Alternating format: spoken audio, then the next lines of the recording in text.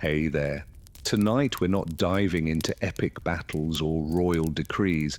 We're stepping into two lives lived at opposite ends of the same medieval world. On one side, a king draped in velvet surrounded by courtiers deciding laws with a nod. On the other, a peasant waking cold, working hungry, surviving one season at a time with nothing but grit and calloused hands. This is about the gap, not just of power, but of purpose. Two people born into systems they didn't choose, living days that couldn't be more different. One commands, one obeys, one builds empires, the other keeps them running. If this kind of calm, grounded history helps you unwind, feel free to like the video and subscribe, but only if it brings you peace. And let me know in the comments where you're listening from and what time it is. I love seeing how far these stories travel before they fade into sleep. So take a breath, dim the lights, settle in, and let's begin with two lives that shaped a world one silent chore at a time. You wake up slowly, not because you're rested, but because your back is screaming. It's a low, dull ache, like someone quietly grinding a stone into your spine. The straw-stuffed mattress under you is more mold than straw now. It hasn't been changed in years, and every time you shift your weight, dust and a faint smell of mildew puff into the air. You're sharing this bedding with your wife, two children, and something you're fairly sure is either a rat or a deeply unlucky squirrel. And either way, it's warm, and that's something. The roof is leaking again. You had hoped the clay patches you pressed into the holes last autumn would hold through winter, but they didn't. A slow drip has been plinking into a tin bowl all night. It sounds like a cruel clock. Plink, plink, plink. There's no fire. There was last night. You remember the glow before you fell asleep, huddled in your coarse wool blanket with your arms wrapped around your youngest child to keep her warm. But now there's nothing but cold ashes and the memory of warmth. Your breath fogs in the air above you. You don't have a chimney, just a hole in the roof that lets the smoke out and the rain in. It does both jobs poorly. Outside, something groans. Might be the wind, might be the pigs, might be your neighbor, Edric, already splitting wood. You can't tell, doesn't matter. You sit up slowly, careful not to knock over the bowl of water you keep beside the mattress. It's half frozen with a skim of ice on the top. You break it with your fingers and splash it on your face. It stings. That's how you know you're awake. You pull on your tunic, the same one you wore yesterday and every day before that. It's rough, smells faintly of smoke and earth, and has been mended so many times the patches have patches. You tie a rope around your waist, the belt broke last year, your feet hit the dirt floor. No shoes. You had shoes once, but the soles wore out and the leather cracked. And eventually you just gave up. Now it's bare feet in winter. It's not pleasant, but at least you don't have to worry about thieves stealing them. Your home is one room. No halls, no separate spaces, just a half at the center, a few tools hanging on the wall, and scraps of cloth nailed over the windows to block the wind. If you're lucky, there's a bench, a stool, maybe a single iron pot. Privacy, luxury. The average medieval peasant lives cheek to jowl with their entire family and sometimes their livestock. A goat might sleep near the door for warmth. Chickens peck inside looking for spilled grain. Your wife is still asleep or pretending. She was up with the baby again. The child has a fever that won't break. You've tried everything. Garlic prayers. Tying a scrap of holy cloth around her wrist. Nothing works. You don't mention it. Your oldest son is already outside. You can hear him coughing as he tends the fire pit. He's only 10, but he works like a grown man. Has to. There's no one else. You grab a crust of bread from the table, if you can call it that. It's a flat board resting on two uneven stumps. The bread is hard. You dip it in the leftover water to soften it. It doesn't help. You chew anyway. The bread is made from barley or maybe rye mixed with whatever filler you had, peas, grounder corns, even sawdust. It's baked once a week maybe, and the rest of the time it sits near the fire growing harder by the hour. You glance at the small wooden icon on the wall, a crude carving of a saint whose name you don't know. You mumble a prayer, or at least the rhythm of one. Latin isn't your language, but the words feel sacred by sound alone. Maybe that's enough. A few moments of silence pass. Then the rooster crows, not yours, of course. You can't afford one. It's Edric's. It sounds smug. You stretch your back and hear it pop in 3 places.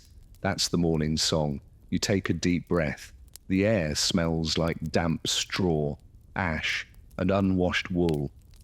You feel the cold settle into your bones like an old friend. Time to start the day. Today, like every day, begins with wood. Without fire, there's no warmth, no cooking, no hope of boiling the lice from your clothing. You grab a dull hatchet and trudge to the woodpile. You're not allowed to cut trees in the Lord's forest. Technically, even gathering fallen branches is illegal, but everyone does it. You just hope the steward isn't watching. The mud clings to your feet. The ground never really dries, not in winter. Paths are just grooves worn into the earth, churned to slurry by feet and hooves and cartwheels. You slip once and curse quietly. You don't want to wake the baby again. Later, you'll check the thatch. Try to mend the fence, feed the pig, tend the plot. Maybe go to the village oven if there's anything to bake.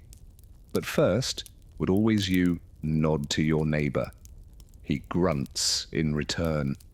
You both know this day already. You've lived it 100 times.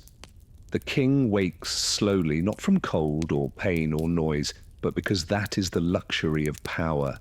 His bed is enormous, draped in velvet and lined with furs. The sheets are imported linen, so soft they barely whisper as he turns. The mattress is filled with goose down, not just any geese, mind you. Ones raised specifically for a palace. Their feathers are collected by hand. He doesn't open his eyes at first. There's no need. The room is already warm thanks to the fire that's been maintained through the night by a servant whose only duty is to keep it fed. Logs from the royal forest. Oil, birch maybe, or cedar. Something that smells faintly sweet as it burns. A gentle knock, then silence. Another knock. Then the door opens slowly. A valet enters. He walks quietly, placing a pitcher of warm water beside the bed. Another servant follows with a warmed robe. A third holds a towel. A fourth holds his slippers. Each one bows in sequence like a slow-moving clock. This is routine. Every medieval court has one. The king does not rise alone. He is dressed, washed, tended to. Even the act of waking is political. Who is allowed into the room? Who speaks first? Who touches the king's garments? Protocol is everything. It reaffirms the natural order. The king stretches. A servant pulls back the curtains. Sunlight pours in, filtered through stained glass windows in blues and reds. It pulls on the polished stone floor. The king yawns. He swings his legs over the bed. His feet never touch the ground. Slippers are slid on before he moves. The robe is draped over his shoulders. He doesn't lift a finger. He moves to the wash basin. The water is warm, perfumed with rose oil. A towel is held up for him as he pats his face dry. He examines himself in a polished silver mirror.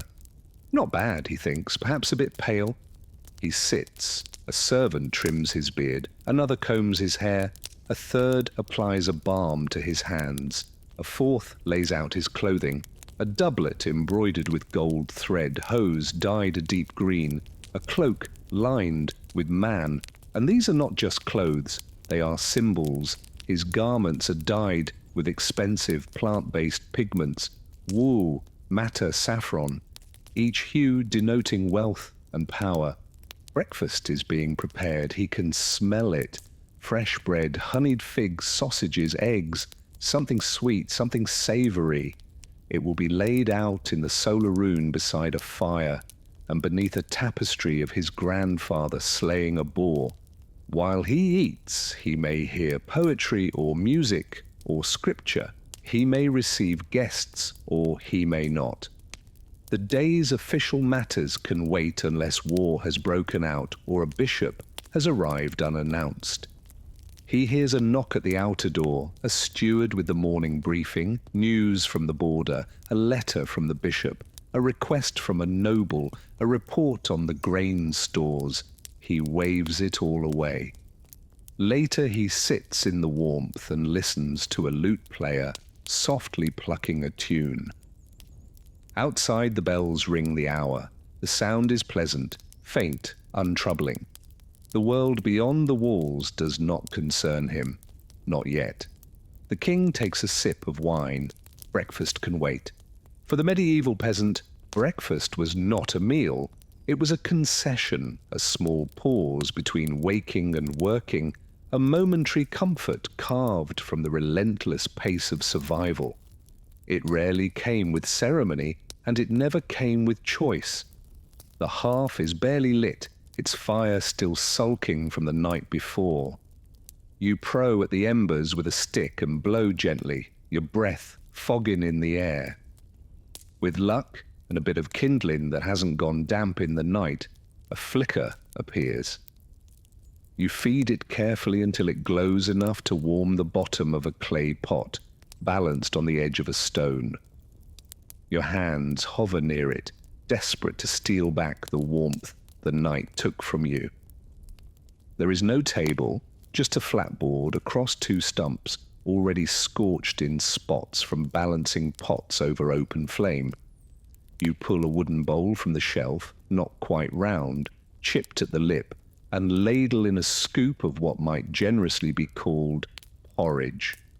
The recipe is simple: water, some ground barley or oats, a pinch of salt when you can afford it.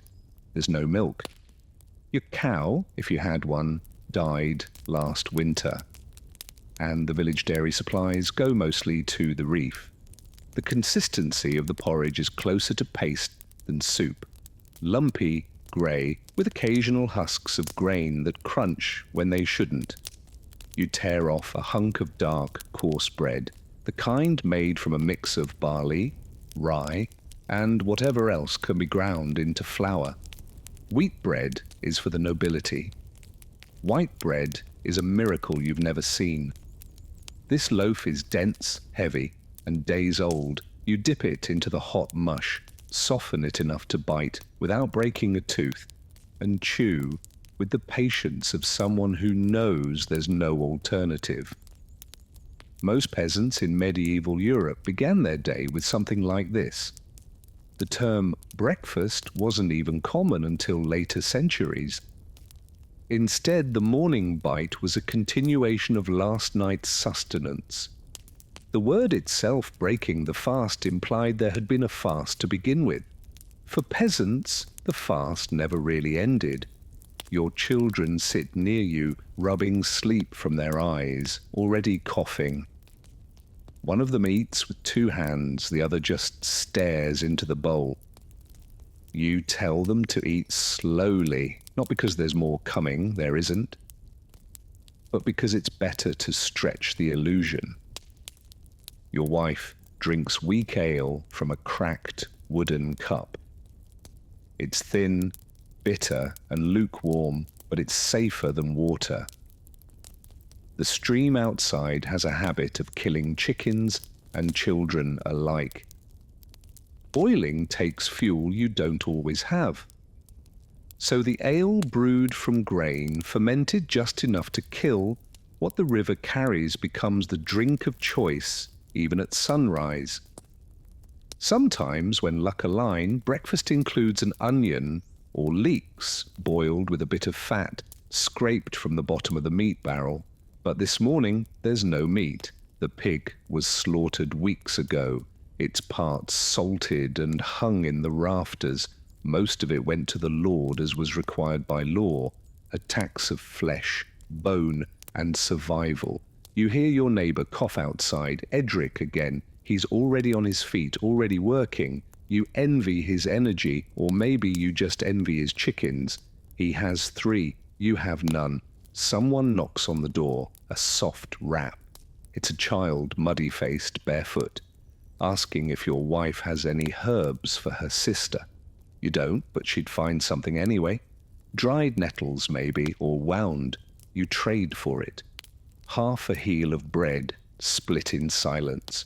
The sun climbs slowly, lightening the frost on the sill. You stand, stretch your back, and wipe your hands on your tunic. The bowl goes back to the shelf. The pot, still steaming faintly, is saved for later. Maybe for dinner, maybe not. That was breakfast. And now there is work. At the same hour, in a palace 50 meters and several universes away, breakfast is also being served. But here, it is not a necessity. It is a display. The king awakens in silk sheet, the smell of sweet wood smoke curling through the air from a fire that never dies. A steward appears to announce the meal, though the scents have already done the job. He is led into the solar, a private sunlit room where tall windows spill light across painted walls and a floor covered in hand-woven rugs from Moorish lands. The table is already set, silver platters lined with folded cloth napkins, carved wooden bowls glazed with coloured enamel. Knives so polished they reflect the face of the man who holds them. No dish touches the table before being tasted by a food taster. The threat of poison is real, especially in times when political ambition is as common as hunger. A loaf of soft white bread made from the finest sifted wheat flour rests beneath a linen cover. This is manchet bread prized for its purity, a luxury. Only the upper class can afford the fine saves and careful processing that turns ordinary grain into something this pale and delicate. Alongside it, poached eggs from palace hens sprinkled with herbs from the castle's kitchen garden. Spiced sausages of venison and boar, cured and smoked in ways peasants have only heard about. A bowl of figs imported at cost from Iberia or the Holy Land, cut open to reveal their purple-red insides.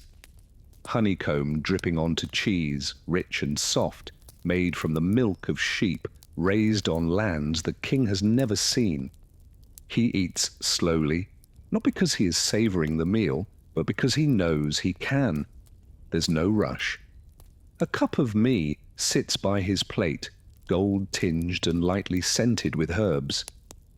He drinks little of it. A servant waits with watered wine in case his mood changes. Breakfast for a king is as much about being seen as it is about eating. Attendants hover in silence. Musicians pluck a slow tune in the corner. The steward reads aloud the day's agenda. Petitions from nobles, disputes over borders, supply concerns from the coast. The king listens with one ear, chewing on a slice of pear, poached in cinnamon. It is sweet. It is forgettable. Medieval royal meals were orchestrated events. Banquets and feasts were public, but even private meals followed rituals. Certain dishes implied wealth and status. The more exotic the ingredients, the higher the status. Spices like cinnamon, cloves, and nutmeg were imported at staggering prices through Venetian and Arab merchants. A single sack of pepper might be worth a cow. He finishes half the bread, a sliver of ham, and picks at a pastry filled with minced apples and dried cherries. When he's had enough, he signals with a hand. The plates are cleared silently. A towel is brought for his fingers. He hasn't touched anything directly, but the gesture is expected. He resigns slightly, watching the dust float through the sunbeams. The servants step backward in perfect rhythm. The king's dog, a thin greyhound with polished fur, pads to his feet and rests its head on his slipper. He absently strokes its ears. Breakfast is over. Not because he is full, but because he says so. One meal eaten for fuel, one for pleasure, one devoured to fight hunger, one consumed because it exists. The peasant scrapes the last grain from his bowl and drinks weak ale. The king throws away half a roasted partridge because it tasted slightly overdone. The average peasant consumed around 1,500 to 2,000 calories a day when available, mostly from bread and pottage.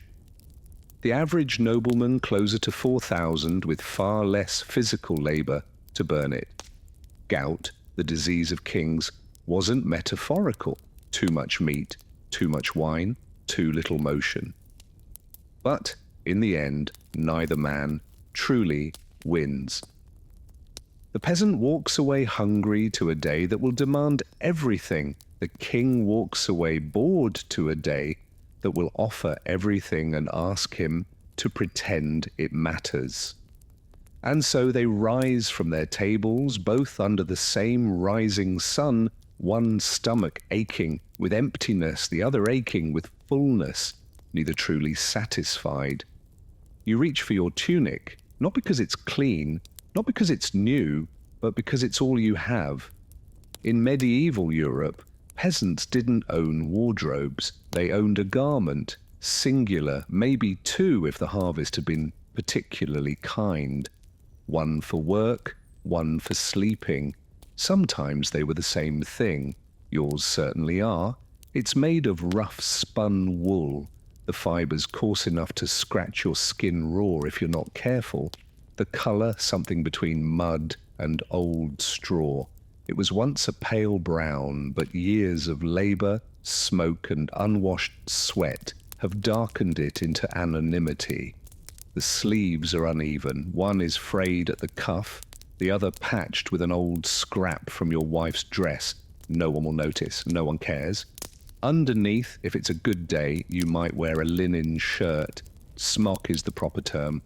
But today is not a good day. It tore last week while you were hauling timber, and the tear opened like a mouth across your side. You haven't had time to mend it. Besides, linen doesn't keep out the cold like wool does, even if it's softer on the skin. You step into your hose, not like the nobles' finely woven stockings. Yours are closer to long woolen tubes tied at the knee, sagging at the ankle, and held up by sheer stubbornness. One of them has a hole in the heel. You've been meaning to stitch it shut, but every day it seems less important than getting through the next. Shoes, if you're lucky. Maybe you own a pair. Old cracked leather with twine laces and soles that have more holes than hide. Most peasants went barefoot for half the year, especially during warmer seasons. In winter, scraps of cloth might be wrapped around the feet, or you simply walked carefully. Today, you slip your feet into wooden clogs, crudely shaped and unforgiving, but better than frostbite. Your belt is rope. It used to be leather, but that cracked and snapped the same year youngest was born.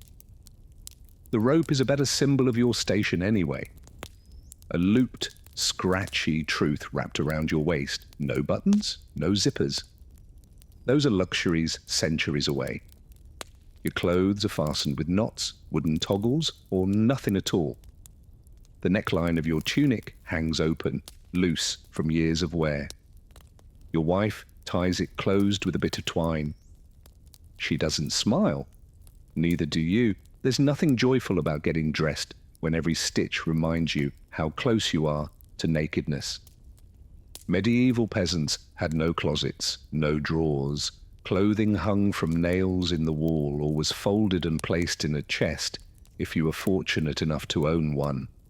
Lice were common companions, fleas too. You brush something off your sleeve and decide not to look too closely. In some parts of Europe, sumptu laws restricted what peasants could wear. Not that you were likely to offend those laws, you couldn't afford fine colours or dyed fabrics even if you tried. Purple, scarlet, or gold. That would be illegal and laughable. You've never even seen gold thread. Your wife wears much the same. A kirt, a kind of dress if you squint, made of scratchy wool tied at the waist with a cord. Her head is covered with a wimple, not for fashion, but for warmth and modesty. Her sleeves are rolled up. She's already working. The children wear hand-me-downs, so patched and mismatched they resemble scarecrows. The baby is swaddled in rags. There's a hole in one of them which you patch with more rag. The cycle continues. Getting dressed is not a transformation. It is not preparation. It is simply a layering of misery onto flesh. A small armor against the world, just thick enough to fool yourself into thinking it matters. But you wear it anyway, because to go out in nothing would be worse. In the castle, the king's garments await him long before he opens his eyes.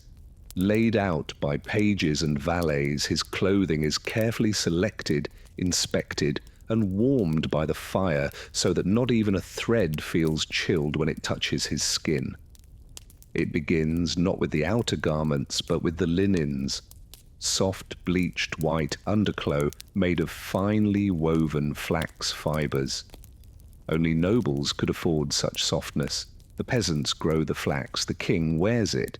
First, a shirt, long-sleeved, smooth, almost weightless.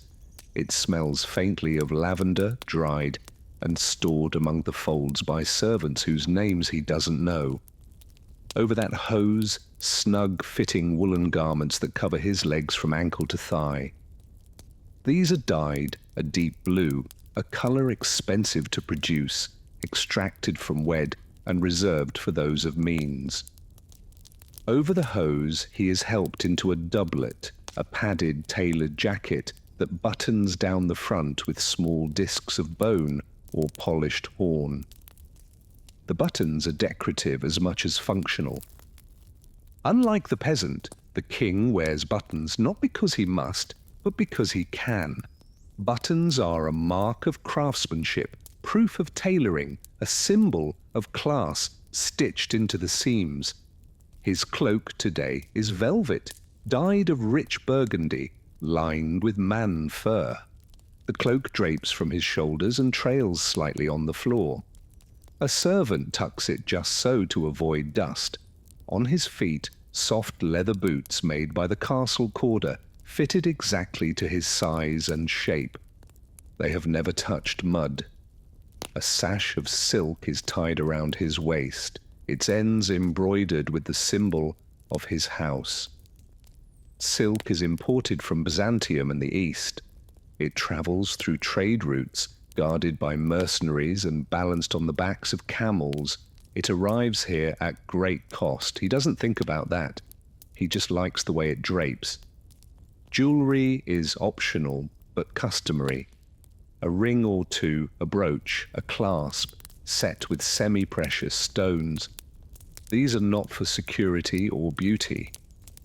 They are reminders to everyone in his presence that his body is sacred, adorned, elevated. While he dresses, attendants discuss the weather, his agenda, who might be arriving for court. Someone mentions a visiting dignitary. Another whispers about grain prices. It's all background noise. He nods occasionally, raises an eyebrow but doesn't respond. He is busy being dressed. The final item, a circlet, not quite a crown, but enough to remind everyone who he is, not too heavy. This is morning wear, not a state occasion. Getting dressed for the king is not merely about function or even comfort. It is a performance, a layering of power thread by thread. His clothes are stitched not just to warm him, but to separate him from the world. to make it clear that he is not of the same cloth. And when he steps into the hall, robes trailing, hands ringed, boots spotless, everyone who sees him understands the truth. This is not a man, this is a symbol, and symbols are always well dressed. One man dresses in a single wool tunic, patched beyond recognition. The other is wrapped in layers of tailored elegance. The peasant gets dressed while standing, shivering beside a smoky hearth. The king is dressed by others, warmed by the fire he never has to feed. But both, beneath it all, are still just men. One clothed in discomfort, the other in performance. One wrapped in survival, the other wrapped in image. Both bound by thread, though only one can afford to ignore the seams. You step outside and the cold hits like a slap. The door swings on tired hinges and the air is sharp enough to sting the inside of your nose. You squint into the early light. The sun isn't up yet. Not really. Just a pale smear on the horizon. Your breath clouds in front of you like smoke. You don't need a clock to know the time. Your bones do that for you. The yard is a mess of frozen ruts and old straw. Chickens peck lazily near the woodpile. One of them is limping. You make a mental note to check its leg later. You won't. There's no time. Your day begins not with a plan, but a list of obligations stacked like firewood. Uneven, unstable, always about to topple. First, you check the animals. The pig is rooting through what remains of the compost pile. Its eyes follow you wearily, like it knows it's next on the menu if winter doesn't ease up. It's probably right. You refill its trough with scraps, turnip skins, old leaves, and a few spoonfuls of yesterday's porridge crusted onto the side of the pot. The pig eats with more energy than you'll have all day. The firewood pile is low again. You grab the axe from its spot against the wall, the handle smooth from use, the blade nicked and dulled. You trudge toward the treine, feet sinking slightly into frozen mud. You've been harvesting from the same grove all winter.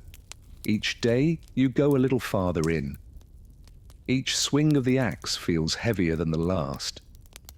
You gather what you can carry, broken branches, bark, even damp twigs. Everything burns if you're desperate enough. You haul it back in bundles on your back. No sled, no cart, no mule, just you. You stack it half-affazedly near the door. It won't last a week, then water, always water. You walk to the stream with a bucket in each hand.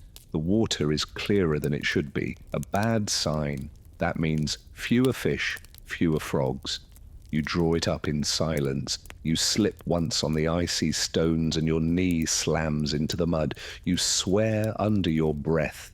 The water sloshes, one bucket spills. You don't refill it. You just go home. Back at the hut, your wife is spinning wool by the hearth. The children are up now, huddled near as a fire, watching her fingers work the spindle with slow, practiced movements. The baby cries. She doesn't stop spinning. You change into your working tunic, the one with fewer holes near the knees, and wrap a cloth around your head. There's work waiting in the Lord's field. There's always work and always for someone else's benefit. You walk the mile to the memorial land, shoulders hunched, hands in sleeves. Others walk beside you, men you know, men you don't talk to. Conversation is a luxury for men with energy. You save your breath for labor. Today's duty is muck spreading. The stench is overwhelming. You breathe through your mouth and try not to gag. You shovel slowly, methodically, spreading dung across frozen soil in the name of future fertility. You don't ask how much you'll be paid. You won't be. This is part of your feudal obligation, corv labor. You owe the Lord so many days a year, and today is one of them. You'll get a nod, maybe some leftover grain if he's feeling generous. You won't complain. You've seen what happens to men who do. In the medieval memorial system, peasants were expected to work their lord's lands in addition to tending their own. The balance was impossible. Your own plot withers while you sow his wealth, but to protest is to starve. By midday, your hands are raw, your legs tremble. You've relieved yourself behind a tree and wiped with leaves. Your stomach groans. Lunch is whatever you brought. A crust of bread, a clove of garlic, a slice of dried turnip wrapped in cloth. You chew slowly, seated on a rock, watching the Lord's reeve ride by on horseback. His boots shine. Your knees are stained with filth. You finish eating. There is more work. There is always more. The king's duties begin in the great hall, long after the servants have finished setting it in order. Tall windows spill coloured light across polished floors, and the air is fragrant with herbs scattered to mask the smell of too many bodies in too little space. A scribe stands ready with a scroll.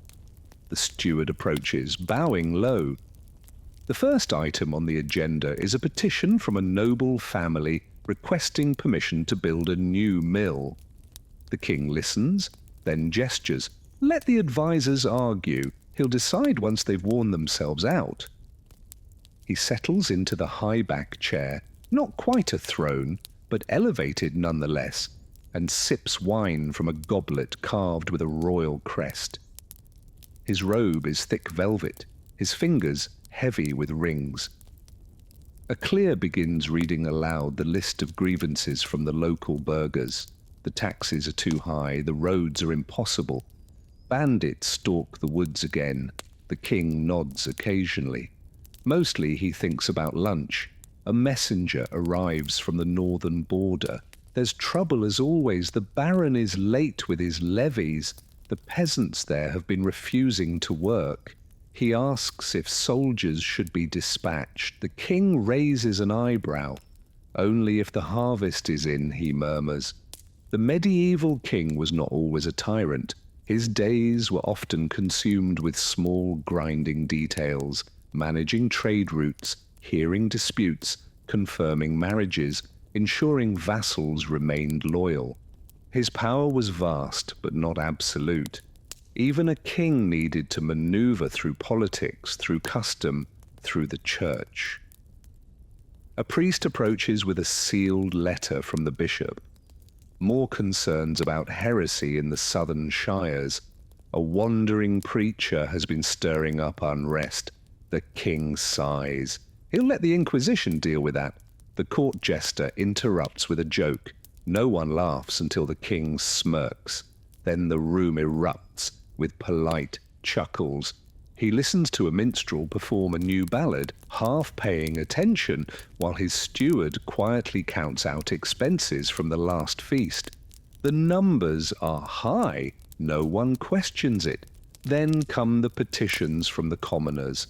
A farmer with a broken fence and a neighbour with aggressive geese. A baker arguing with a brewer about grain prices. The king listens for a moment, then waves them away. Let the reeves sort it. A hunting party is scheduled for the afternoon. He looks forward to that. A break from the talking, but for now he returns to his chamber to review letters. His own seal, his own wax, his own ink, made from oak galls and iron salts. Doesn't write them, of course. He dictates. The scribe's job is to translate the king's words into something dignified. One letter to a cousin in France, another to the Pope, a third to a mistress in a border town. By late morning, he's spoken to 30 men, heard 20 grievances, signed 15 scrolls, and decided very little. But his presence is enough. He is king, and kings above all must be seen. One man begins his day by shoveling manure, the other by shuffling papers. One earns nothing and owes everything, the other owns everything and earns nothing. Yet both play their roles in a kingdom that demands performance. The peasant labors under the weight of his body. The king labors under the weight of his title. One cannot rest, the other cannot hide. The peasant duties draw blood. The king's draw ink. You wake up already unclean. There's no moment of freshness, no scent of soap, no warm water on the face. Dirt lives with you, not just under your nails or on your skin, but in your mattress, in your clothes, in your food, and sometimes in your blood. You don't notice it anymore, or rather, you notice it constantly, and there's just nothing to do about it. Nothing to. Women, too, were tattooed often on the lips, chin, or thighs. Symbols of beauty, maturity, and manner, the sacred power believed to flow through all living things. A woman without tattoos could be considered incomplete, a canvas left blank in a world full of stories. But colonialism, as it often does, tried to erase it all. Missionaries arrived with scissors, soap, and shame. They saw the tattoos as primitive, pagan, and unchristian. In some areas, traditional tattooing was outlawed, forcing it underground like a sacred language spoken only in whispers. Still, the ink endured. Today, many Polynesians are reclaiming their tattoo heritage with pride. The ancient tools have returned, the designs have resurfaced, and across the Pacific, you can hear the sound of tattoo once again, not just as an art form, but as an act of cultural survival. These weren't just marks on the skin, they were, and still are, declarations of spirit, blood, and belonging. Step into the world of toggers, gladiators, and philosophers, and you might not expect to find tattoos. After all, when we think of ancient Greece and Rome, we imagine marble statues and clean, idealized bodies. But peel back the myth and you'll find ink lurking in the shadows. In ancient Greece, tattoos were originally associated with slaves and criminals.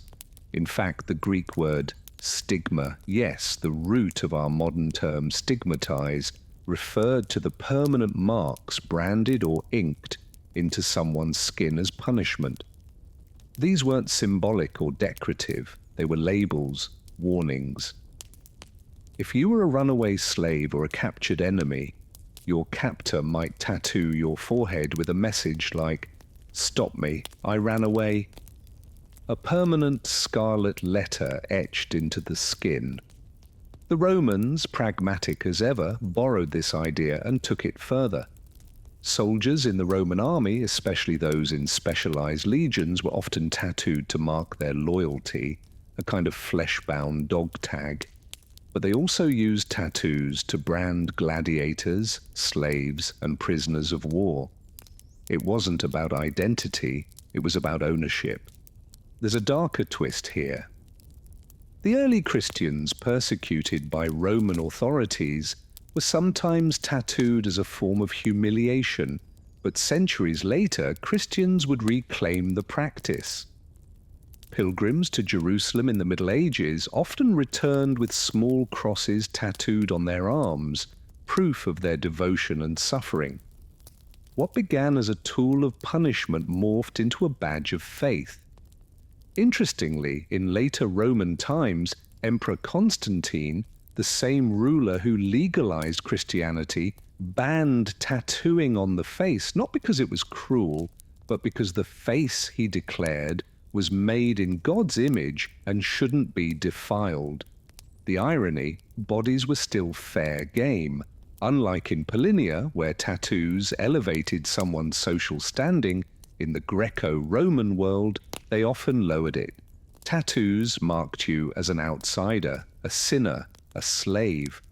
But they also told a story, not always one you wanted, but one you carried forever. In these empires of law, conquest, and spectacle, tattoos weren't about self-expression. They were branding, sometimes literally, tools of control, punishment, and power.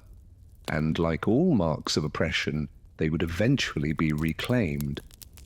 While the West branded its slaves and criminals, the East took a more spiritual, symbolic approach to body art, where tattoos could be both sacred protection and social paradox. Let's begin in India. Though India is more famous for many, the temporary henna art applied during weddings and festivals, the country also has a long history of permanent tattoos. Among tribal communities like the Bar, Gandhi, and Santal, tattoos were considered both ornamental and protective. A woman might be tattooed with symbols of fertility, strength, or religious devotion. Not on a whim, but as part of a deeply rooted tradition passed from grandmother to granddaughter. These tattoos weren't just for beauty, they were seen as jewelry for the soul, something no thief could steal and no poverty could take away. Meanwhile, in Japan, the story was more complicated. In the early days, during the German period, tattoos might have had spiritual significance, possibly used to mark status or ward off evil spirits. But by the time Japan entered its more structured eras, particularly during the Edo period, tattooing took on a whole new life. First, it became punishment. Criminals were tattooed on the face or arm with marks indicating their crime and region, permanently branding them as untrustworthy. Imagine walking into a village and everyone instantly knowing your sins just by reading your skin. But then something fascinating happened. A counterculture emerged. Outcasts, including firemen, laborers, and later members of the Yakuza, adopted tattoos not as shame, but as honor. They created elaborate full-body designs called erizumi, often depicting dragons, tigers, and mythological figures. They advised the king to avoid dampness, excess wind, spoiled food. He has bled periodically to restore equilibrium. He follows a regimen known as regimen sanitis, rules for healthy living, moderate food, rest, gentle movement, fresh air, no overexertion. The body, they say, must be tended like a garden. His teeth are cleaned with a cloth dipped in wine or vinegar, sometimes ashes or crushed herbs. He rinses with sage-infused water. Bad breath, the doctor says, can signal internal decay. He listens even if he finds it tedious. Illness is still a threat, of course. Even kings get fevers. Even kings die of the plague. But when he falls ill, he is surrounded by care. Piccases, prayers, leeches, tinctures brewed in silver pots. When he coughs, 5 men listen. During outbreaks, the king retreats to the countryside, to the coast, anywhere but the city. He closes the gates, no visitors, the poor die in the streets. He reads about it in letters. He hears tales of entire towns falling ill, entire villages vanishing. He commisses a prayer, a mass, a candle to be lit. And he dines as usual. Cleanliness to him is visible, it is scented, it is symbolic, and above all it is managed by others. The peasant scrapes the mud from his heels with a stick. The king scrapes the dirt from his nails with ivory. The peasant smells of animals, ash, and labor. The king smells of citrus and rose water. One body is raw from cold water and coarse wool. The other is cradled by steam and silk, but both in the end bleed. Both when cut scar, both when struck by plague fall the same way. And death, whether in a straw bed or a gilded chamber, does not care for soap. Leisure for you is a strange word. It sounds like something for other people. Softer lives, softer hands. You don't have leisure. You have pauses, gaps in labor, where your body aches too much to move, and your thoughts shuffle through boredom and pain. Still, even the lowest peasant finds a way to break the monotony, because if all you ever do is work, eventually you forget why you bother to survive at all. The first and most common form of entertainment, talking, Not idle gossip, although that exists, but stories. Tales told by the firelight. When the work is done, when the children have quieted and the pot is empty, you don't own a book. You can't read, and neither can anyone else you know, but you've heard stories passed down from your grandfather about saints, demons, dragons, and long-dead kings. Some tales are morality fables, others are barely held together nonsense about animals who outwit the devil. All are told slowly, dramatically, with long pauses and widened eyes. They don't have to make sense, they just have to make you forget your hunger. The village also entertains itself with song. Not in melodies you'd find in a cathedral, but sharp, rhythmic chants. Simple lyrics, easy to remember, often lewd, always local. You know a dozen that mention someone in your hamlet by name. You sing while you work sometimes, not because it's fun, but because it helps the time pass. Festivals, when they happen, are the height of joy. The church calendar provides structure. Feast days, saints' days, holy days. These are your sanctioned excuses to stop laboring, to drink, to dance, to gather in the square with others, and pretend the year isn't dragging its weight across your back. During the feast of St. Martin, the villagers roast what meat they can spare. You once saw a pig's head carried on a platter, its eyes replaced with onions. Children danced around it. Someone juggled turnips. You drank too much ale and vomited behind the church. It was the best night of your year. Games exist too. No boards, no tokens, just rocks, sticks, and imagination. You've played Catch the Goose, a game that mostly involves chasing a terrified bird across a field while people laugh. You've bet on who can lift the biggest log. You've watched grown men wrestle in the mud for nothing but pride and scratches. Sometimes a travelling performer passes through, a juggler, a puppet show, a man with a monkey who does tricks for coin. You watched one swallow fire once. You're still not sure how he survived. You didn't have a penny to give him, but you stood in the mud for an hour and watched in silence. And then, of course, there's ale. Weak, cloudy, sour, brewed in barrels that have never been cleaned, served in mugs that have never been washed. But it works. It dulls the edge. On a good night, you sit with neighbours nursing the drink and listening to someone attempt a dirty joke that's too long and poorly told. You laugh anyway, not at the joke, at the effort. Drunkenness isn't frowned upon exactly, is expected. Your lord drinks too. The priest may warn against excess, but even he accepts a cup during feast days. You've danced in the dirt barefoot with someone else's wife. You've sung songs you don't remember. You've fallen asleep under a tree and woken up with leaves in your mouth. It isn't much. It's barely anything. But for a few hours, it's enough. For the king, entertainment is an institution, an extension of power, taste, and spectacle. It isn't simply about enjoyment. It's about control, presentation, dominance of boredom itself. Each day the king has choices: music, sport, hunting, dining, or the theatre of politics. Each a stage upon which he performs his identity as ruler. In the late morning, a minstrel plays in the solar, lute, harp, flute, trained hands plucking chords composed to soothe or flatter.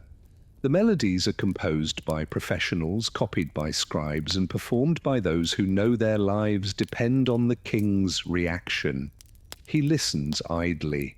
Sometimes he closes his eyes, not out of appreciation, but out of boredom.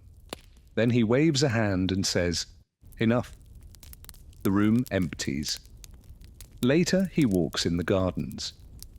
These aren't wild hedgerows like they outside the peasant's hut.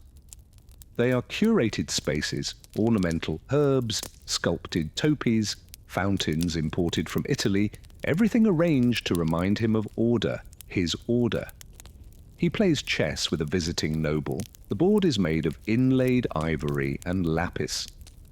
The pieces are hand-carved. The game is long, slow, half conversation, half test. He wins because he must. The noble doesn't mind. He was never trying to win anyway. In the afternoon, he hunts. The royal hunt is not a necessity. It's not about feeding the court. It's theatre.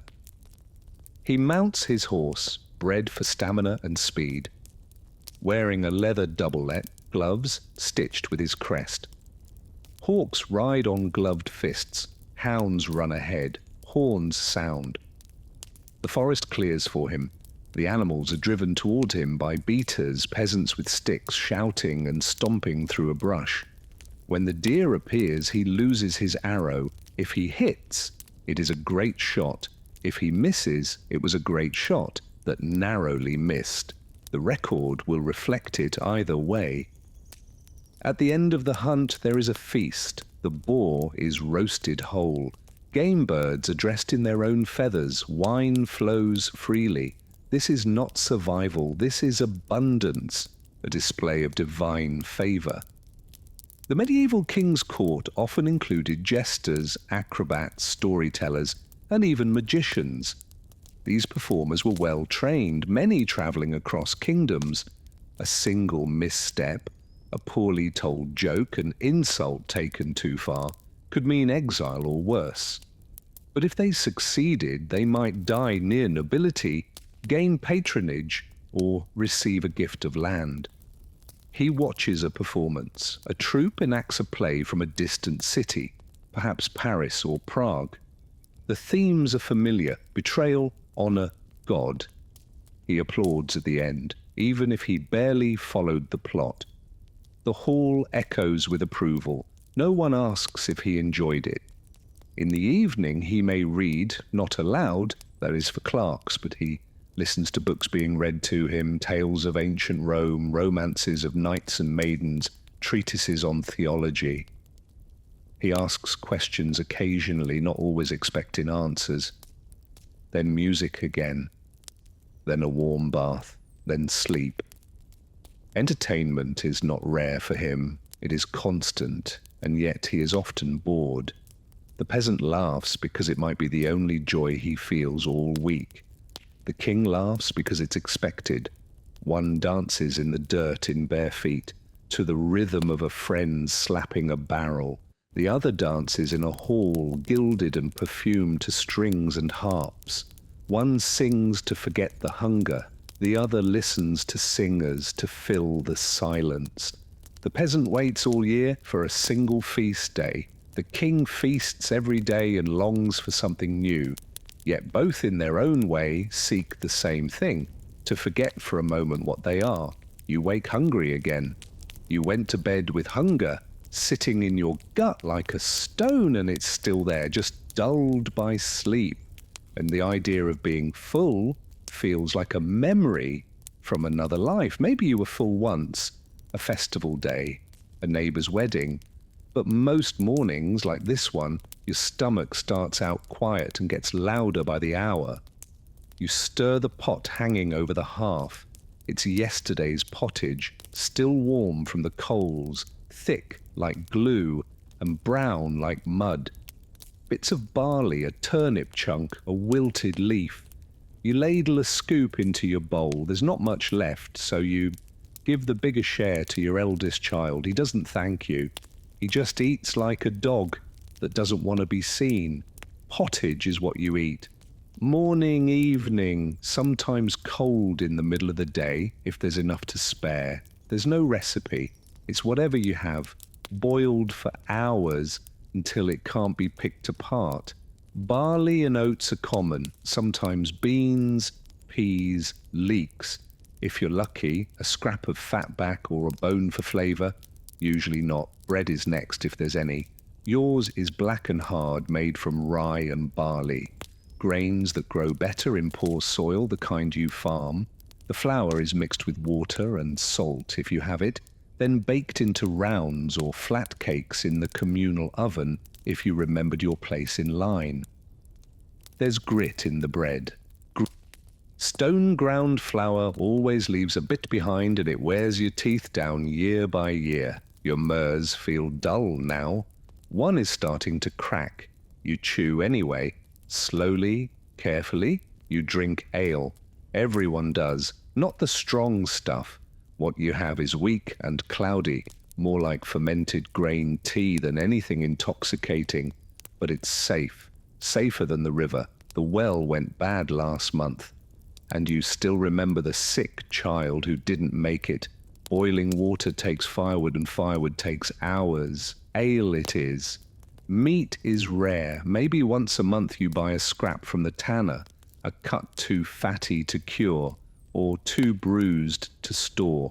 You boil it with roots and pretend it's a feast. Sometimes your neighbor traps a rabbit. You pretend not to notice. Hunting's forbidden unless you're a noble. The punishment for poaching a deer is death. For a rabbit, a beating. For a swan, you don't want to know. Your pigs are gone, sold off after the last frost destroyed the root cellar. Chickens are easier to keep, but they don't lay in winter. You used to trade eggs for cheese. Now you just eat the eggs when there are any. Cheese is a summer luxury. Milk turns too quickly this time of year.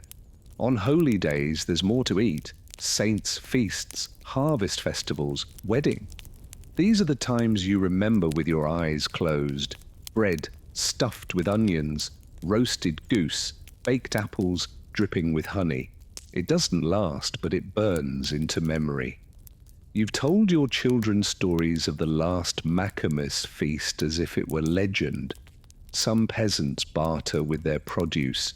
You trade leeks for butter, cabbages for fish. The fish is salted, rough on the tongue, but keeps well. You once found a coin at the roadside and bought a fig at market. One figure. You sliced it in four and let your children each have a piece. They still talk about it. Your food doesn't travel. Nothing comes from farther than a day's walk. You don't know what olives are. You've never seen a lemon. Spices are a rumour, pepper for princes. You flavour with herbs, you grow yourself. Thyme, mustard leaf, horseradish root. You salt when you can, more often you don't. Your wife cooks, she stirs, strains, kneads, and lifts pots that steam her face red. Her hands are always red and cracked. Your eldest daughter helps scraping pots and tending the fire. Meals are more work than reward. You eat in silence or with quiet murmurs. No time for talk. You eat to finish. And when it's done, you thank God whether you mean it or not. Then you go back to work. The king eats whenever he chooses, or rather, whenever the schedule of the court allows him to be fed with ceremony. Meals are more than nourishment here. They are theatre. Statements, a feast not just for his guests, but for the idea of monarchy itself. His food is prepared in vast kitchens beneath the castle. Whole departments exist to coordinate the supply of game, fish, vegetables, spices, bread, and wine. There are master cooks, assistants, pastry makers, poulters, fishmongers, sauce chefs, spit turners, butterers, cupbearers, and food tasters. Each has a rank. Some have apprentices. Many serve for life. Bread arrives first, white and soft, made of wheat, grown on royal estates, and sifted through fine cloth. This is manet bread made only for the rich. It's served warm, sliced thin by a specialist. He carries the knife like a knight might carry a sword. Next come meats, spit roasted balls, larded hares, herbed venison, wild birds cooked in wine and cloves. There are pies with layered fillings, pigeon, pear, dates, and vie. Each crust sealed and stamped with the royal crest. Everything smells of spice, nutmeg, ginger, cinnamon, saffron. Spice is more expensive than gold. The king does not eat from wooden bowls. His dishes are put silver or gilded ceramic. His goblets are etched glass or ornate metal, often studded with stones. He drinks wine from Aquitaine, Cyprus, Burgundy, imported by merchants who bribe their way into court favour. There is fish, always fish, even on meat days, salted sturgeon, eels in almond milk, baked trout garnished with violets. On Fridays and fast days, when meat is forbidden by church law, the cooks become even more inventive. Whale meat is considered fish by decree. So is beaver tail, so are frogs. A theologian once argued that barnacle geese born of driftwood were also fish. Feasts are long, 3, sometimes 4 hours. Each course ends with an entra, a kind of edible entertainment, a model castle made of pastry, a roasted peacock redressed in its feathers set ablaze with brandy, a pie that when opened releases live birds into the hall. The king eats little of each dish, a few bites, a taste. He's not eating for hunger, he's eating for demonstration.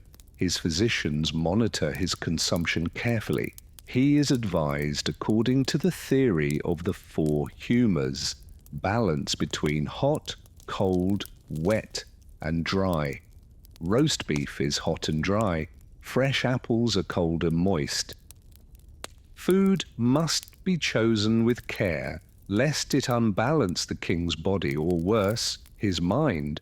Sometimes he is bled before a meal, sometimes he fasts, sometimes he indulges, but always the meal is recorded, chronicled, observed. If guests are present, and they often are, they watch the king eat first. They do not begin until he does. They are served less lavish versions of his dishes. They watch his face for signs. Did he like the quail? Was the sauce too sharp? Should they compliment the chef? After the meal, his hands are washed in rosewater by attendants. A perfumed cloth is offered. A minstrel plays. A servant recites a list of expenses incurred. And then with a nod he stands. The meal is over. The performance is complete. The peasant eats scraps and roots and salt. The king eats peacocks and pears in wine. The peasant prays for enough. The king prays it's not overdone. The peasant eats what he can find. The king chooses what others search for, but both under wool or velvet in draughty huts or gilded halls must eat. Both rely on others, one on the land, the other on men. Neither can live without the hands that grow, gather, kill and cook. The difference is who gets to rest afterwards.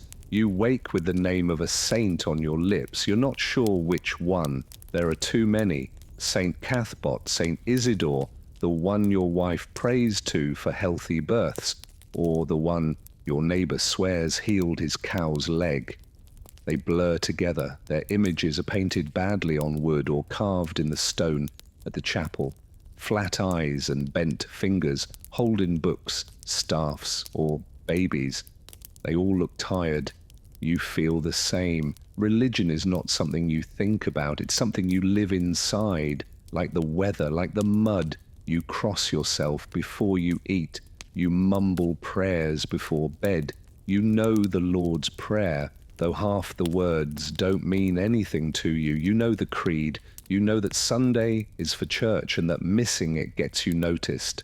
You know the priest smells like wine and speaks in Latin. Latin, a language you do not understand. The priest reads from his book with a voice like a chant's, rising and falling like the wind in the eaves. You nod, you kneel, you stand, you sit, you say Amen. It's all by rhythm, like a dance you never learned but have done all your life. The church is cold always. Stone walls, no fire, just candles, a rough altar, and the echo of old prayers.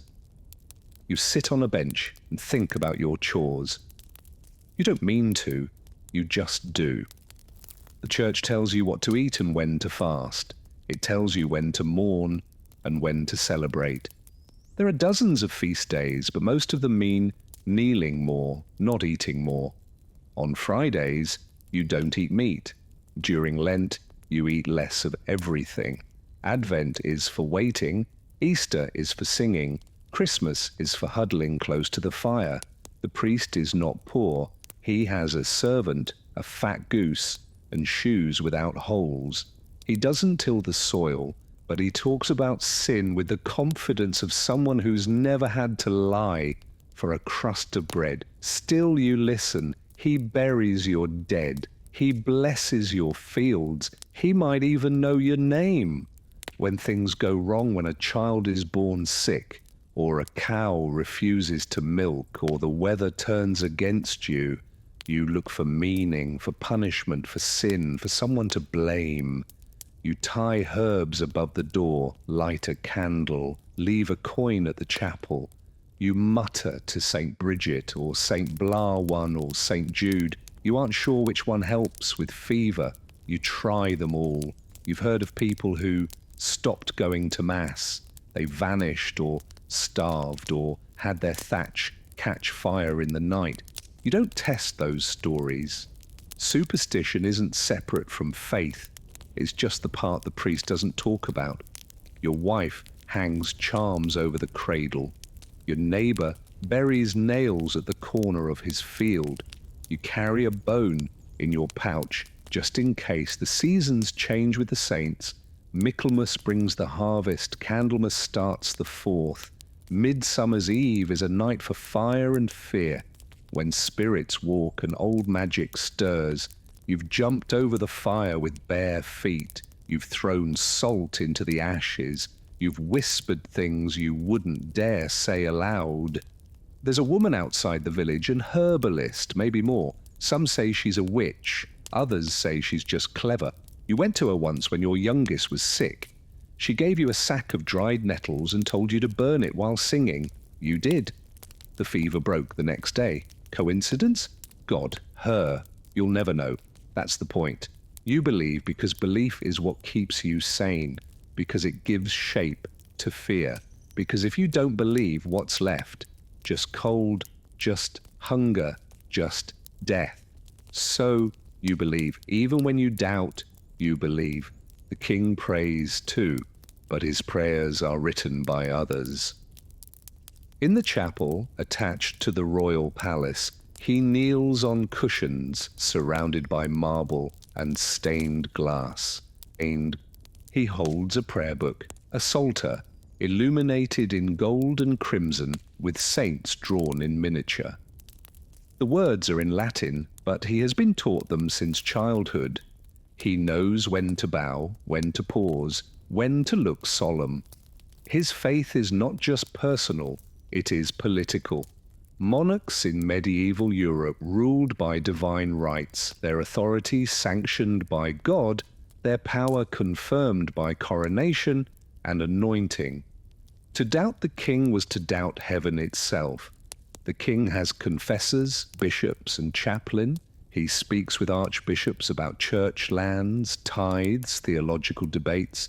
He funds monasteries and orders mass for the souls of his ancestors. He appoints clerics. He consults with Rome. He does not question doctrine. He shapes it. He observes holy days with ceremony, Easter, Christmas, Corpus Christi. The palace fills with clergy, incense, chant. Meals are altered, penances assigned, gifts offered to shrines. The performance is elaborate and necessary, but the king's religion is not always about belief. It's about structure, about order. The church records births, marriages, deaths. It legitimizes rule. It grants approval.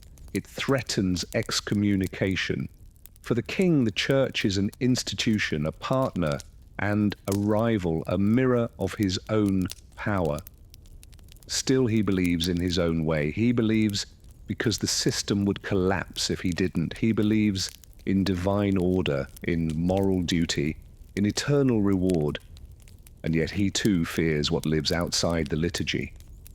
He fears omens, eclipses, comets, strange births. He fears prophecy, dreams, the muttering of madmen.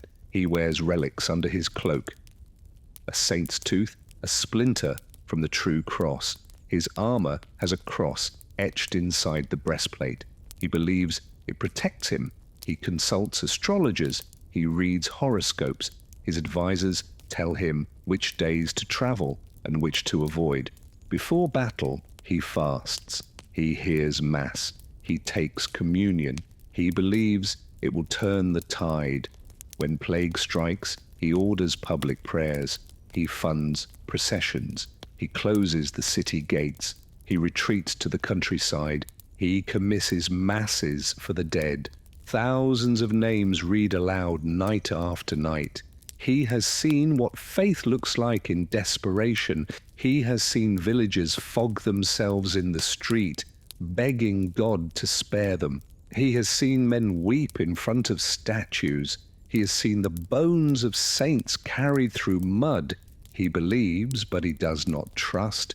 He rules the body of the realm. The church claims the soul, and both know that if one crumbles, the other soon follows. The peasant clutches a wooden cross and whispers a desperate prayer. The king kisses a jeweled crucifix and signs a royal decree. One lights a candle for luck, the other funds a cathedral. One is told that suffering brings salvation. The other is told that power confirms holiness. Yet both fear the same silence after death. Both kneel in different places on different floors, wearing different clothes. But both pray to the same God, and both hope they are being heard. You wake before the light, not from a rooster's crow. He's late, as usual, but from the sound of your joints cracking as you roll upright on a straw mattress that smells of mildew and years of sweat. You rub your eyes. Try to remember if today is your turn to haul water, or your son's, and reach for the same coarse tunic you wore yesterday and the day before. You're not free. That's not something you say out loud. It's not a thought you entertain often, but it lingers in your ribs, in your hands, in the rhythm of your life. You are a serf, bound to the land, not a slave, not in name, but near enough that the difference hardly matters. Your lord owns the ground beneath your feet. You simply borrow its surface one furrow at a time. Today's labor is predictable. Muck the stalls, collect firewood, repair a fence flattened in the storm. Tomorrow it might be threshing grain in the manor's barn, or filling a barrel of ale to the Reeves's house, or helping with the sheep. Work does not rotate with fairness, only with need, and need never sleeps. Each season comes with its own torment. Spring is planting, endless hours hunched over rows of soil, pushing seeds into earth, still clinging to winter's chill. Summer means harvest, and your fingers blister as you reap barley and hay until your tunic clings to you with sweat. Autumn is the rush to preserve, salting meat, storing apples, bottling what little beer you've brewed before it spoils. And winter is endurance. Cold seeps in through the thatch and into your bones. You wake stiff and hungry, go to sleep hungrier still. Most days you eat bread, not the white loaves of the rich, but dark, dense, barley bread fleck with grit from the millstone. Pottage, if you're lucky, a stew of whatever you've managed to find or grow. Leeks, turnips, beans, a strip of bacon if you're blessed. Ale instead of water because water might kill you. You have no tools of your own. Just what's passed down or shared. A wooden plough with a cracked handle, a hoe tied with twine, a cart with one good wheel. If something breaks, you fix it, or you don't and make do anyway. Under feudal law, you overlord between 2 and 5 days of labor each week, depending on your agreement. This is called corv labor, and it's not optional. You work his land before your own. You mend his fences, repair his roads, harvest his grain. Only afterward, if time and daylight allow, do you tend to your own meager strip of soil. If you protest, you risk punishment. If you falter, you risk starvation. And then there are the taxes. You pay a tithe to the church, 1/10 of everything you grow. If your harvest is bad, the tithe remains the same. The priest doesn't farm, but he eats well. You also owe ballets or fees for using the Lord's mill, his oven, his press. Nothing is free. Even boiling water might require permission. Your wife labors just as hard. She spins, bakes, cleans, tends animals, nurses children, and still finds time to mend your socks. There's no rest for her either, nor for your children. The moment they can lift a bucket or shoe a goose, they work. No one asks you what you want to be when you grow up. You already are what you will be. A worker of land, a servant of someone else's estate, a man defined by how long his back can hold out. But sometimes there's a quiet joy. You finish digging a new furrow and step back to admire its line. You patch the roof with thatch that stays dry during the next rain. You build a chicken coop from scrap wood and watch your children gather eggs with giddy smiles. It's not ambition, it's not pride, but it's yours.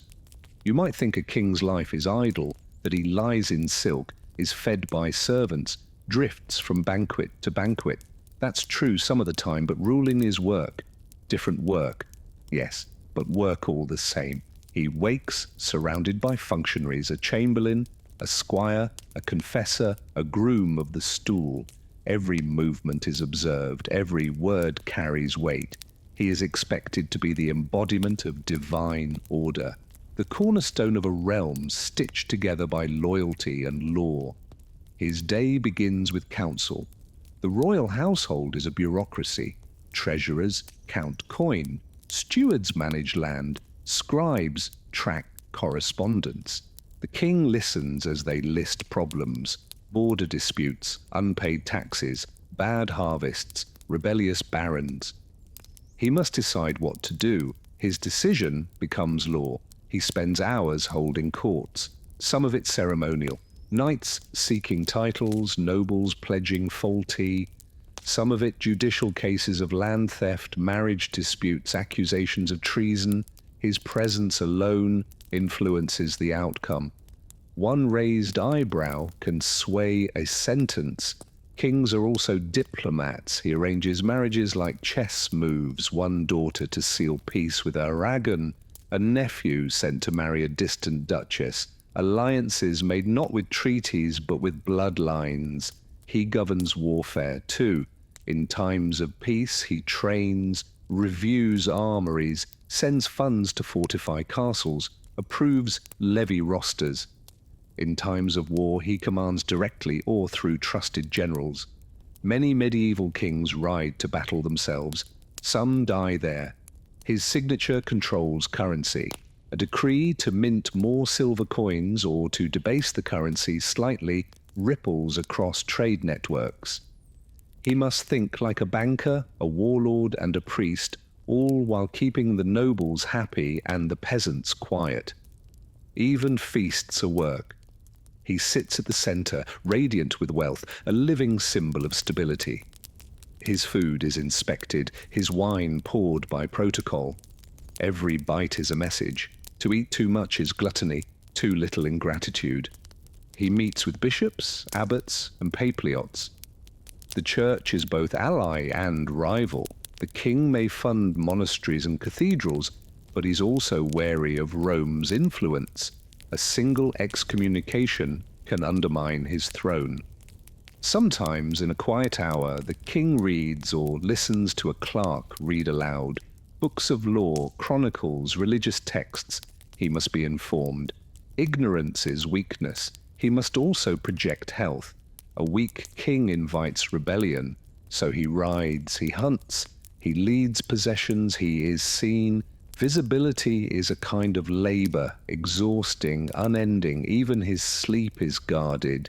His dreams not fully his own. He doesn't dig ditches, but he holds a realm together. And that's no small task. The peasants' hands are calloused from earth. The kings are calloused from decisions. One sweats in the fields, the other sweats in the throne room. One's misstep means hunger, the other's misstep means rebellion. Both are watched, one by the steward, the other by his subjects. Both are punished, one by weather, the other by politics. The peasant works to endure, the king works to be remembered, but neither truly rests, and neither can exist without the other. You feel it before anyone else does. The way your breath shortens, the way your hands shake a little when you lift the pail. You try not to let the others see. There's too much to do, too much to do. The firewood's low. The roof leaks again. There's turnip rot in the cellar. You sit more often. Tell your children to fetch this or that. You smile when they obey, though inside you hate needing help. You were strong once. You worked from sunrise to nightfall. You built things with your hands. You never thought about how many winters were left until now. The pain gets worse. There is no doctor. There's no diagnosis. You do not know if it's your lungs or your liver or just your body deciding it's had enough. The midwife comes and gives you a tonic made of bitter root. The healer suggests nettle broth. The priest visits with a candle and a book. He asks if you are ready to confess. You are. Not because you think you've sinned more than anyone else, but because that's what you do. You confess. You receive the last rites. You try to die with dignity, even if the straw beneath you is wet and your wife is weeping into her sleeves. In medieval villages, death is part of life. The average life expectancy hovers around 35, but it isn't because people drop dead in their 30s. It's because children die often and women die in childbirth. And accidents and illness don't wait. If you survive past childhood, you might live to 40, maybe even 50, but it's rare to see 60. Your family gathers. They're quiet. They don't ask questions. They know. You try to say something meaningful, a lesson, a joke, a goodbye. You try to remember your father's face. You try not to think of your dead son. You think about the fence you never fixed, and the new tools you can't afford, and the wheat you planted that someone else will harvest. There is no funeral procession. There's no tombstone. You're buried behind the church. Maybe with a wooden cross, if there's time to carve one. The priest says words in Latin. You don't understand them. You hope God does. And what's left of you, a patched roof, a good rake, a son who knows how to tie a proper bundle of kindling, a daughter who still sings while she milks the goat. Maybe someone will name their baby after you. Maybe they'll say, he was kind, he worked hard, he never wasted bread. That is enough, because no one remembers most peasants, not in books, not in songs, but the world they built, one rock and one bale of hay at a time. That stays standing, that's legacy. So he feels it too, but he's not allowed to show it. A king dying is a dangerous thing. It unsettles the court. It invites ambition. So the royal physicians say he is only tired. The courtiers whisper that he is resting. His enemies wonder how long he has left. His body is failing, but protocol does not. In medieval Europe, royal death is a ritualized event. The king does not simply fade. He begins to transition. His bedchamber becomes a chamber of state. Attendants hover. Clerics arrive. The royal confessor is summoned. The windows are shuttered. The best relics are brought in. He is anointed again just as he was at coronation, but this time with the oil of the dying. He confesses sins. He asks for forgiveness. He clutches a crucifix of gold and mutters prayers learned in boyhood. A scribe stands nearby to write down his last words, or at least something poetic enough to be remembered. The king's death must not be ordinary. If he ruled wisely, he is mourned. If he ruled poorly, he is endured until the last breath. But in either case, he is treated like a vessel of divinity until the end. His family gathers, sons if he has them, a wife, maybe two, a bishop reads scripture. Trumpets may sound in the courtyard. The realm holds its breath. And when he dies, really dies, the news is announced with fanfare. A black cloth is hung from the castle walls. Church bells toll across the countryside. Messengers ride to the cities. Nobles are summoned to court. The royal seal is broken. Then comes the body. His corpse is washed and dressed, sometimes embalmed, sometimes not. Some kings have their organs removed. Some have their hearts buried separately. Some have their bones boiled to be transported without rot. He is placed in a coffin of wood, or stone, or even lead. A likeness may be carved in wax, a death mask taken. The funeral is pageantry. Dozens of priests, hundreds of candles, choirs singing psalms, nobles in black, a procession of mourners, some paid to weep, some there to be seen. The coffin is carried on a cart draped in velvet. Horses wear black. The heralds cry out his name, title by title, as he is lowered into the tomb. He is interred in a royal crypt. Westminster Sandin spire surrounded by ancestors sealed in stone. His tomb is engraved with Latin verse, his image carved in marble. His sword may lie beside him. A crown may be placed at his feet. Sometimes he's buried with coins, relics, even jewels. His will is read, his heirs named, succession confirmed. But the kingdom does not rest. Wars break out over inheritance. Bastards rise to claim legitimacy. Queens remarry. Parliaments quarrel. One king dies. Another takes his place always. And what remains of him? A lord that bears his name. A cathedral funded by his tithe. A portrait in a dusty hall. Maybe a chapter in a chronicle penned by a monk who never met him.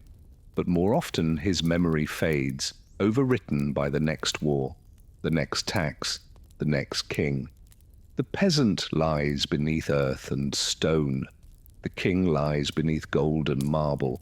One is buried by neighbors, the other by nobles.